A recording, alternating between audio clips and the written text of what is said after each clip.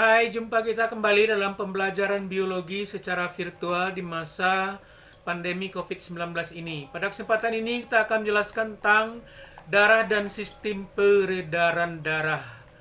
Yang menjadi indikator dalam pembelajaran kita kali ini yaitu siswa mampu menjelaskan struktur dan fungsi komponen darah pada manusia, menjelaskan mekanisme pembekuan darah, menjelaskan golongan darah pada manusia, dan cara menguji golongan darah. Secara umum, darah kita tersebut itu terdapat komponen-komponen penyusunnya, antara lain plasma sebanyak 55%, leukosit dan trombosit lebih kurang 1%, eritrosit lebih kurang 45%. Di antara komponen-komponen tersebut, yang terbanyak penyusunnya itu adalah air, yaitu lebih kurang 90-92%. Anda pernah mengalami luka? Jika Anda pernah mengalami luka, kenapa darah pada luka itu bisa berhenti mengalir? Kemudian bagaimana golongan darah itu dapat digolongkan? Inilah yang akan dibantu dijelaskan oleh teman-teman Anda nanti dalam pembelajaran secara virtual. Kita laksanakan dari rumah untuk Anda yang juga sedang berada di rumah. Pada kesempatan ini yang akan membantu dalam pembelajaran kita adalah Tiara Dian Ika Putri menjelaskan struktur fungsi komponen darah pada manusia, Sri Jingga Oktavia menjelaskan mekanisme pembekuan darah. Dan nanti juga akan dijelaskan tentang penggolongan darah dan cara-cara menguji golongan darah oleh Sukma Ramadhani. Saya Tiara dan Putri dari kelas 11 MIPA 3. Saya akan menjelaskan tentang struktur dan fungsi komponen darah pada manusia. Yang pertama, struktur darah. Darah tersusun dari kombinasi antara plasma darah dan sel-sel darah yang semuanya beredar di seluruh tubuh. Sel-sel ini kemudian dibagi lagi menjadi 3, yakninya sel darah merah, sel darah putih, dan trombosit. Selanjutnya saya akan menjelaskan fungsi komponen darah pada manusia. Yang pertama, sel darah merah. Sekitar 40-45% volume darah diisi oleh sel darah merah atau eritrosit. Fungsi utamanya menyalurkan nutrisi atau hemoglobin beserta oksigen ke seluruh jaringan tubuh. Yang kedua, sel darah putih atau leukosit. Volume sel darah putih hanya sekitar 1% saja, yang fungsi utamanya sebagai antibodi untuk melawan berbagai infeksi virus atau bakteri yang masuk ke dalam tubuh. Yang ketiga, plasma darah. Plasma darah yang berwarna kekuningan ini berperan penting untuk menyalurkan berbagai komponen darah beserta sel darah putih, sel darah merah, dan keping darah menuju ke berbagai penjuru tubuh dan membantu dalam pembekuan darah.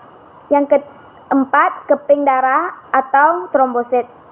Keping darah atau trombosit sebenarnya bukan termasuk ke dalam sel darah, melainkan hanya fragmen sel yang berfungsi sebagai pembekuan darah pada daerah luka. Hai semua, kali ini kita akan membahas mekanisme pembekuan darah. Diawali dengan adanya luka, kemudian luka itu pecah dan akan menghasilkan trombosit. Trombosit pecah akan menghasilkan trombikinase atau tromboplastin yang merupakan enzim yang akan mengaktifkan protombin yang ada di hati. Kemudian protombin ini dengan bantuan vitamin K dan adanya ion kalsium akan dirubah menjadi trombin. Kemudian trombin ini akan mengaktifkan fibrinogen dan selanjutnya fibrinogen akan diubah menjadi benang-benang fibrin yang digunakan untuk menutup luka. Selanjutnya kita akan membahas faktor pembekuan darah. Yang pertama ada protombin, yaitu senyawa globulin yang larut dalam plasma darah, dibuat di hati dengan bantuan vitamin K. Kemudian harus ada fibrinogen, yaitu protein plasma yang sintetis di hati, dan ada ion kalsium yang merupakan ion anorganik dalam plasma darah. Kemudian juga ada tromboplastin atau trombokinase yang merupakan enzim pembekuan darah di sintetis hati. Kemudian ada vitamin K untuk sintetis protombin. Nah, itulah tadi pembahasan kita tentang mekanisme pembekuan darah. Bye-bye. Terima kasih kepada guru pembimbing Bapak Noviardi SPD dan kepada Ibu Nil Malasari. Thank you for watching. Di kelas 11 MIPA 1 ingin menjelaskan tentang golongan darah manusia dan cara mengujinya. Golongan darah manusia. Setiap orang memiliki golongan darah yang berbeda-beda. Oleh karena itu, kita perlu mengetahui pembagian golongan darah manusia dan kita juga perlu mengetahui golongan darah diri kita sendiri. Golongan darah seseorang ditentukan berdasarkan ada atau tidaknya zat antigen pada sel darah merah dan plasma darah. Antigen berfungsi seperti tanda pengenalan sel tubuh. Ini supaya tubuh kita bisa membedakan antara sel yang berasal dari tubuh kita sendiri dengan sel yang berasal dari luar tubuh. Jika sel dengan antigen yang berlawanan masuk ke dalam tubuh, maka sistem kekebalan tubuh akan memulai perlawanan terhadap sel yang dianggap asing tersebut dengan memproduksi antibodi. Perbedaan etnis dan genetik juga mempengaruhi presentasi golongan darah manusia. Golongan darah manusia dikelompokkan menjadi 4 golongan utama dan 8 golongan darah yang berbeda. Dokter menyebutnya sebagai sistem golongan darah ABO. Dari sistem golongan darah ABO, kita perlu mengetahui 4 jenis golongan darah yang berbeda, yaitu A, B, AB, dan O. Golongan darah AB memiliki antigen A dan B pada sel darah merah, namun tidak memiliki antibodi A dan B pada plasma darah. Golongan darah A memiliki antigen A pada sel darah merah dan memproduksi antibodi B dalam plasma darah. Golongan darah B memiliki antigen B pada sel darah merah dan memproduksi antibodi A dalam plasma darah.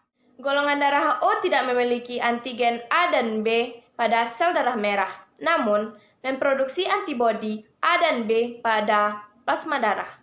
Dari 4 jenis golongan itu, kemudian terbagi lagi berdasarkan status resus atau RH. RH ini terbagi menjadi 2, yaitu positif dan negatif. Dengan begitu, maka darah dibedakan menjadi A positif dan A negatif, B positif dan B negatif, AB positif dan AB negatif, serta O positif dan O negatif. Selanjutnya, kita akan membahas tentang cara mengetahui golongan darah manusia. Ini bisa kita lakukan dengan melalui tes yang kita lakukan di klinik atau rumah sakit. Tes golongan darah ini dilakukan dengan cara mengambil sedikit sampel darah, kemudian darah tersebut akan dicampurkan dengan antigen darah untuk memastikan golongan darah yang kita miliki. Sebenarnya, ada beberapa metode untuk mengetahui golongan darah kita tanpa melalui tes. Cara mengetahui golongan darah kita tanpa melalui tes ini mungkin tidak sepenuhnya akurat dibandingkan dengan kita yang melakukan tes. Oleh sebab itu, memang tahapan tes darah adalah cara yang paling akurat. Namun, tidak ada salahnya jika kita ingin mengetahui golongan darah kita tanpa melakukan tes. Cara melakukannya adalah 1. Dengan mengetahui golongan darah orang tua kita. Karena etnis dan genetik dari orang tua kita mempengaruhi presentasi golongan darah kita. Yang kedua, kondisi fisik yang berupa kulit dan daya tahan tubuh. Ini juga mempengaruhi presentasi golongan darah. Sekian dari saya. Hanya itu yang dapat saya jelaskan. Jika ada tutur kata yang salah, saya mohon maaf. Wabillahi taufiq wal hidayah. Assalamualaikum warahmatullahi wabarakatuh.